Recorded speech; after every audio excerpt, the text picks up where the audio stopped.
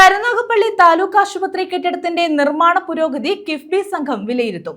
നിയോജക മണ്ഡലത്തിൽ കിഫ്ബി വഴി നടപ്പാക്കുന്ന പ്രധാന പ്രവൃത്തികളുടെ അവലോകന യോഗത്തിന്റേതാണ് തീരുമാനം. വള്ളിക്കാവ് മാർക്കറ്റ് നവീകരണ നടപടികൾ വേഗത്തിലാക്കും. കാട്ടിൽക്കടവ് പാലത്തിന്റെ നിർമ്മാണം വേഗത്തിലാക്കാൻ CR മഹേഷ് MLA യോഗത്തിൽ നിർദ്ദേശം നൽകി. കരുനാഗപ്പള്ളി നിയമസഭാ മണ്ഡലത്തിൽ കിഫ്ബി വഴി നടപ്പാക്കുന്ന പ്രധാന പ്രവൃത്തികളുടെ അവലോകന യോഗമാണ് CR മഹേഷ് MLAയുടെ അധ്യക്ഷതയിൽ ചേർന്നത്. താലൂക്ക് ആശുപത്രിയുമായി ബന്ധപ്പെട്ട് ജൂലൈ 20-ന് ആരോഗ്യമന്ത്രിയുടെ യോഗം ചേരുമെന്ന് MLA അറിയിച്ചു. നഗരസഭാ ചെയർമാനെ പങ്കെടുപ്പിച്ച പ്രാദേശിക തലത്തിൽ യോഗം ചേരാനും MLA നിർദ്ദേശം നൽകി. ആശുപത്രി കെട്ടിടത്തിന്റെ നിർമ്മാണം 95% പൂർത്തിയാക്കിയിട്ടുണ്ട്. മെഡിക്കൽ ഉപകരണങ്ങളിൽ ആകെയുള്ള 379-ൽ 170 എണ്ണം വാങ്ങി. ബാക്കിയുള്ളവ KMCC വഴി വാങ്ങുന്നതിനുള്ള നടപടികൾ നടന്നു വരുന്നതായും ബന്ധപ്പെട്ടവർ യോഗത്തെ അറിയിച്ചു.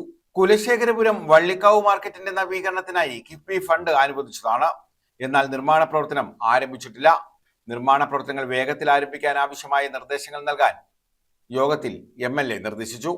തഴവ ഗവൺമെന്റ് കോളേജിനായി 65 ലക്ഷം രൂപയുടെ എസ്റ്റിമേറ്റ് തയ്യാറാക്കി സർക്കാരിലേക്ക് അയച്ചിട്ടുണ്ട്. ഇത് കിഫ്ബി ബോർഡിൽ അംഗീകാരത്തിനായി സമർപ്പിക്കാൻ കിറ്റ്കോയോട് കിഫ്ബി CEO നിർദ്ദേശിച്ചു. ചിറ്റുമൂല റെയിൽവേ മേൽപ്പാലത്തിന്റെ പ്രവൃത്തി രാജ്കുമാർ ആൻഡ് കമ്പനി ഏറ്റെടുത്തിട്ടുണ്ട്.